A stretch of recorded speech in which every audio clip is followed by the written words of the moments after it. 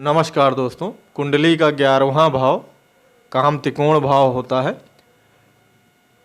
कुंडली के 11वें भाव में यदि शुक्र विराजित होते हैं, शुक्र ग्रह होते हैं, तो ये अपना कैसा रिजल्ट देते हैं, क्योंकि आप जानते होंगे 11वां भाव काम त्रिकोण भाव होता है और शुक्र ग्रह काम कारक ग्रह माने गए। तो अगर ये 11वें भाव में शुक्र होते हैं तो अपना कैसा परिणाम देते हैं, आइए इसके बारे में आज बात करेंगे।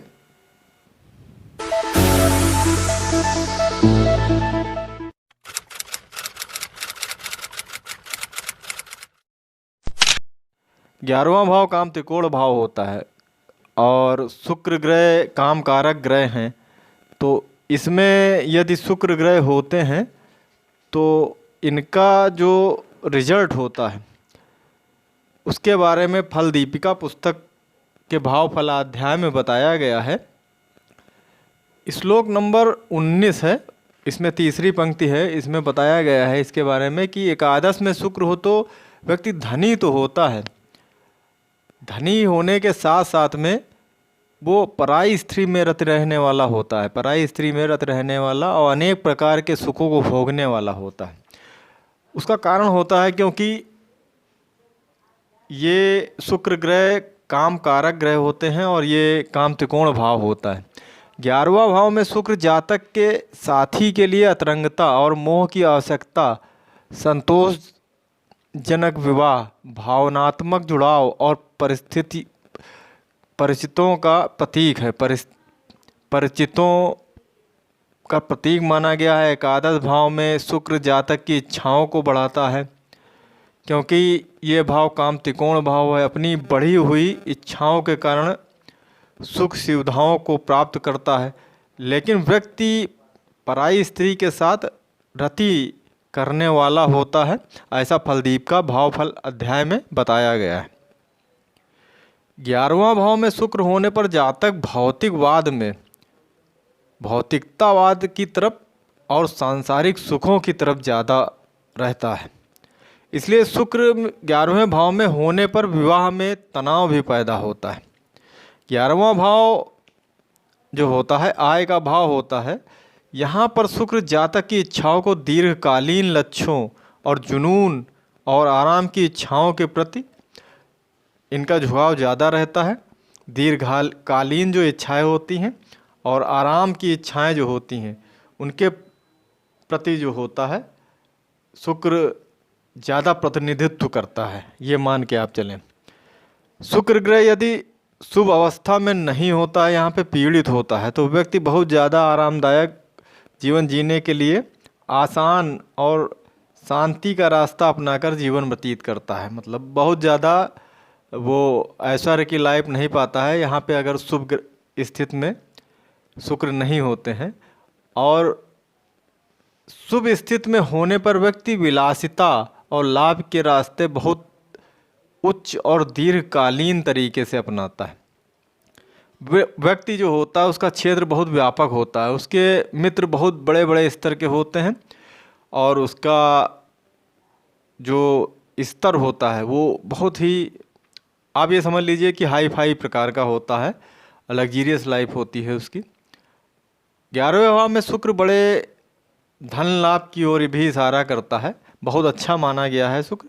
कुछ चीज़ों में 11वें भाव में अच्छा नहीं माना गया है। इसके अलावा 11वें भाव में अगर शुक्र बैठे हुए हैं तो इनकी अवस्थाओं के बारे में भी आप देख लें। अवस्थाओं को देखना इसलिए बहुत ज़रूरी होता है क्योंकि शुक्र ग्रह 11वें भाव में बहुत महत्वाकांक्षी व्यक्ति को बनाते हैं और ये तभी संभव है जब यहाँ पे शुक्र शुभ स्थिति में बैठे होंगे। इनकी 12 अवस्थाएं होती हैं।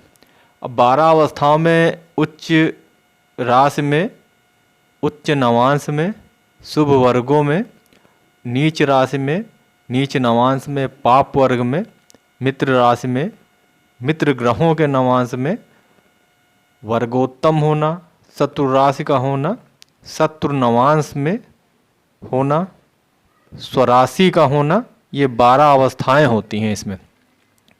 अब यहाँ पे यदि शुक्र उच्च के होते हैं, उच्च राशि के होते हैं, तो अपना बहुत अच्छा रिजल्ट देते हैं। ऐसा व्यक्ति जो होता है अच्छे वाहनों वाला होता है, यहाँ पे अगर उच्च राशि में होते हैं, और भौतिक जीवन जीता है, वो बहुत अच्छा जीवन जीता है और लग्जरियस लाइफ जीता है, ये मतलब आप मान के चलें। और उच्च नवांश में यदि होते हैं तो बताया गया है कि ऐसा व्यक्ति जो होता है पराई स्त्री से धन लाभ पाने वाला होता है। तो ये तो आप जानते होंगे कि शुक्र ग्रह जो होते हैं स्त्री कारक ग्रह हैं और इनका झुकाव स्त्रियों से ज़्यादा रहता है ऐसे व्यक्ति का। और नीच का अगर यहाँ पे नीच राशि का शुक्र होता है तो अच्छा नहीं माना गया है। ऐसा व्यक्ति ज़्यादा लग्जरियस लाइफ नहीं पाता है क्योंकि शुभता में कमी आ जाती है। इसी प्रकार से नीच नवांश में होना अच्छा नहीं माना जाता है। इसलिए कहा गया है कि 12 अवस्थाएं जो होती हैं ग्रह की, आप अगर 11वें भाव में शुक्र बैठे हुए हैं तो उनकी 12 अवस्थाओं के बारे में देख लें। और इसकी डिग्री जो होती है, शुक्र ग्रह जो है आप अपनी कुंडली में देखें कि शुक्र ग्रह की डिग्री कितनी है।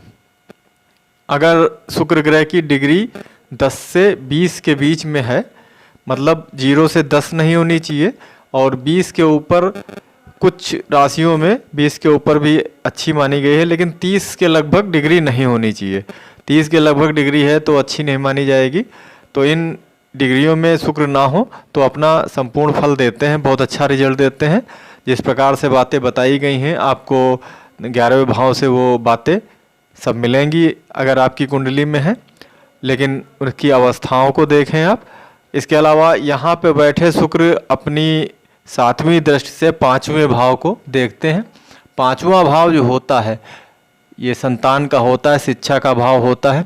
तो अगर यहाँ पे शुभ दृष्टि पड़ रही है 7वें भाव में, वैसे तो बहुत शुभ ये ग्रह माने गए हैं, तो यहाँ से दृष्टि अपनी जब डालेंगे 7वें भाव पे तो संतान, शुक्र ग्रह संतान कारक ग्रह भी माने गए हैं। तो संतान की शिक्षा जो होगी बहुत अच्छी होती है और संतान प्राप्ति भी होगी। ऐसे व्यक्ति को बहुत अच्छा माना गया है यहाँ पे दृष्टि पड़ना शुक्र की दृष्टि पड़ना बहुत अच्छा है।